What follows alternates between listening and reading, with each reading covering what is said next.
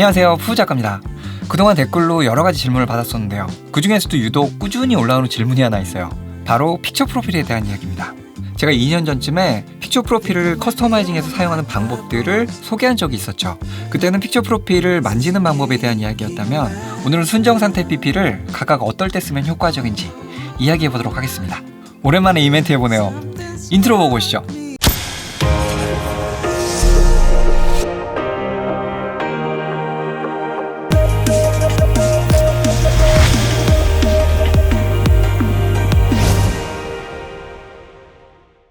채널 오픈할 때 만든 이 초기 인트로를 원하시는 분들이 계셔서 오랜만에 이 인트로로 시작을 해봤습니다.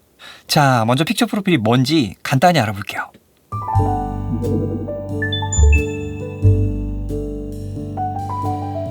픽처 프로필은 촬영 편의를 위해 컨트라스트나 컬러 등을 미리 세팅해두고 촬영 시에 바로 불러와서 쓰는 세팅법입니다. 이런 세팅법은 비단 소니뿐만 아니라 캐논이나 니콘에도 있습니다. 픽처 스타일이라고 하죠. 조금 다른 점은 픽처 스타일들이 색감을 변화시키는 필터의 역할에 집중했다면, 소니 픽처 프로필은 DR을 압축시키는 로그나 HLG 등에 더 집중했다고 할 수 있어요. 이 뭔 개소리야! 자, 이걸 설명하기 전에 두 가지 개념을 알고 계셔야 하는데요. 바로 개조와 다이나믹 레인지입니다. 자, 먼저 개조는 어두운 곳에서부터 밝은 곳까지의 표현 단계를 말하는 것이고요. 이 개조를 손상 없이 수정할 수 있는 한계 범위를 다이나믹 레인지라고 합니다. 이 두 가지를 가끔 혼동하시는 분들이 계시는데요. 다이나믹 레인지는 범위, 개조는 단계로 생각하시면 이해하기가 편합니다. 자, 이렇게 네 가지 그림이 있는데요. 첫 번째는 DR과 개조가 전부 좋은 상태고요. 두 번째는 DR은 좁지만 개조는 풍부한 상태예요. 그리고 세 번째는 DR 범위는 넓지만 개조가 풍부하지 못해서 단계 층이 보이는 형태고요. 마지막 네 번째는 DR과 개조가 전부 안 좋은 상태입니다. 이렇게 보시니까 DR과 개조가 어떻게 다른지 금방 아시겠죠?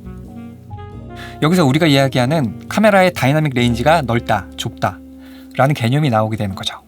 다시 돌아가서 우리가 촬영을 하다 보면 당연히 밝은 곳과 어두운 곳을 동시에 담게 되죠. 빛이 비추는 곳은 밝고 아닌 곳은 어두울 테니까요.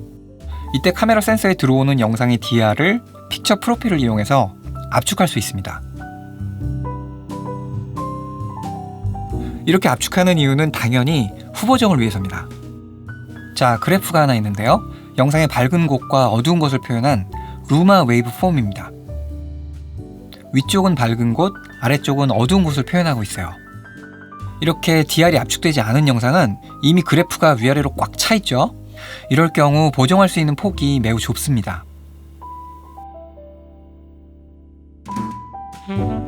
자, 다음 영상은 S로그2를 이용해서 DR을 압축한 영상입니다.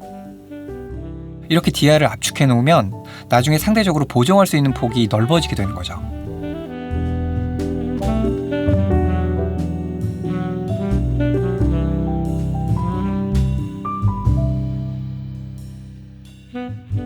자, 이랬던 원본을 이렇게 화사한 분위기로 연출하거나 반대로 차분한 분위기로 바꿀 수도 있습니다.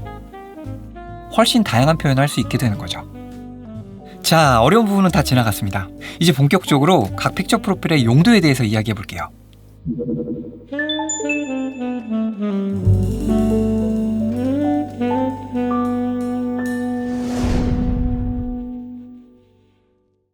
여러 가지 프로필들이 있지만 대표적으로 세 가지 프로필을 가장 많이 사용합니다. 바로 S로그, 시네, HLG입니다. 먼저 S로그는 세 가지 프로필 중에 DR 압축률이 가장 뛰어난 세팅입니다. 당연히 많은 데이터들을 보존해줘서 보정 시에 큰 효율을 내주죠. 대비값이 큰 상황에서도 명부와 안부의 데이터를 어느 정도 보존해주는 거죠.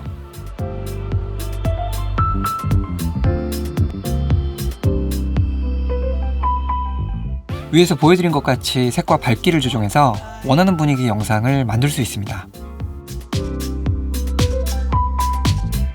하지만 S로그는 저조도 상황에서 노이즈를 발생시킨다는 단점을 가지고 있어요. 원래 S로그는 FX9 같은 10비트 시네마 캠코더용으로 제작된 프로필입니다. 저희들이 사용하는 8비트 미러리스 카메라에선 어두운 쪽 개조를 충분히 담아내지 못한다는 단점이 있어요. 그래서 안부 쪽 데이터를 더 확보하기 위해서 2스탑 정도 노출을 올려서 촬영하곤 합니다. 물론 명부 쪽은 살짝 손해를 보지만요. 얼마 전에 발표한 α7S3 같이 10비트를 지원하는 카메라가 아니라면 S로그3보다는 S로그2를 실내보다는 대비값이 큰 야외에서 사용하시는 것이 효과적입니다.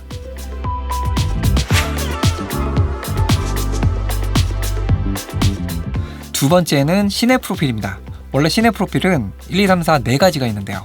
현재 미러리스 카메라에는 시내 2와 시내 4가 들어가 있습니다. 이 시내 픽처 프로필은 앞서 말씀드린 캐논의 픽처 스타일과 비슷한 세팅입니다. DR의 압축보다는 진득한 컨트라스트와 색감에 초점이 맞아 있죠. 시네마틱한 분위기는 내고 싶지만 빡세게 보정하기는 싫다. 이런 분들께 딱 좋은 프로필입니다. 또 로그가 ISO 640이나 800부터 시작되는 데 비해서 시내 픽처 프로필은 ISO 100부터 사용이 가능합니다. 시내 4와 시내 2 중에서는 시내 2가 압축률이 좀 더 좋은 편입니다만 로그나 HLG에 비해서는 압축률이 조금 떨어집니다. 그래서 시내 프로필을 사용하실 때는 노출을 조금 더 신경 써서 잡아주셔야 합니다. 안 그러면 안부나 명부가 날아갈 수 있습니다. 저는 대비값이 크지 않은 실내 촬영 시에 많이 사용하고 있습니다.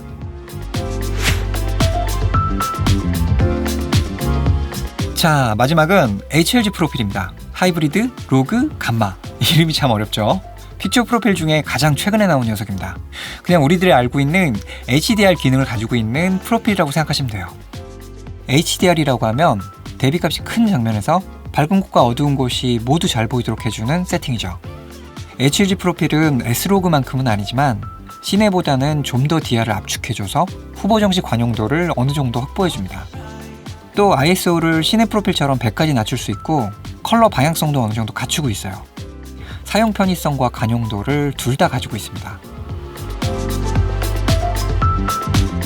한마디로 로그와 시내의 장점들을 모아놓은 거죠.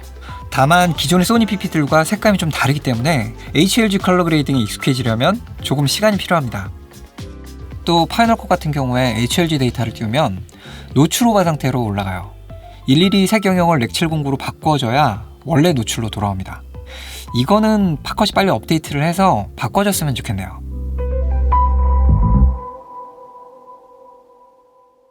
HLG 프로필은 1, 2, 3 세 가지로 나뉘는데요.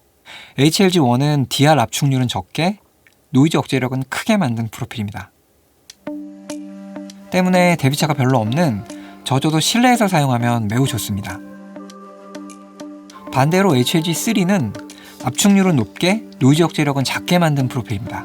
S로그처럼 대비차가 큰 야외에서 사용하면 좋은 효과를 볼 수 있는 프로필이죠. 마지막으로 HLG2는 이 두 가지 프로필의 딱 중간에 있는 평균값이라고 보시면 됩니다. 적당한 압축률과 적당한 노이즈 억제력을 가지고 있습니다. 매번 이리저리 바꾸는 게 귀찮다 하시는 분들은 그냥 HLG2로 해두시면 웬만한 상황에선 다 커버하실 수 있습니다. 그리고 HLG 초기 색 영역이 BT2020으로 되어 있는데요. 특별히 이 색역을 지원하는 카드와 모니터를 사용하지 않으신다면 렉 709로 바꿔주시는 게 좋습니다. 이게 서로 맞지 않은 경우에 마젠타나 그린이 좀 틀어져 보일 수 있으니까 참고하시기 바랍니다.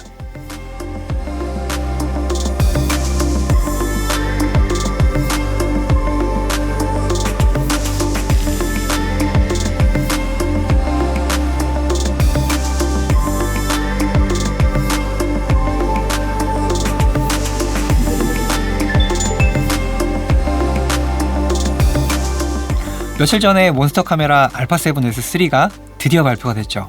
아직 양산형이 풀리지 않아서 저를 비롯한 많은 유저분들이 애타게 기다리고 있죠.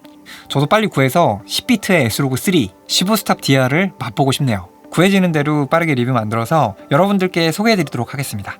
자, 오늘은 픽처 프로필의 쓰임에 대해 이야기해봤습니다. 도움이 되셨다면 구독과 좋아요 잊지 마시고요. 유익한 영상 계속 받아보시길 원하시면 종 모양의 알람 설정도 부탁드릴게요. 지금까지 푸부작가였고요. 전 다음 영상으로 인사드리도록 하겠습니다. 푸부작가 물러갑니다. 푸바!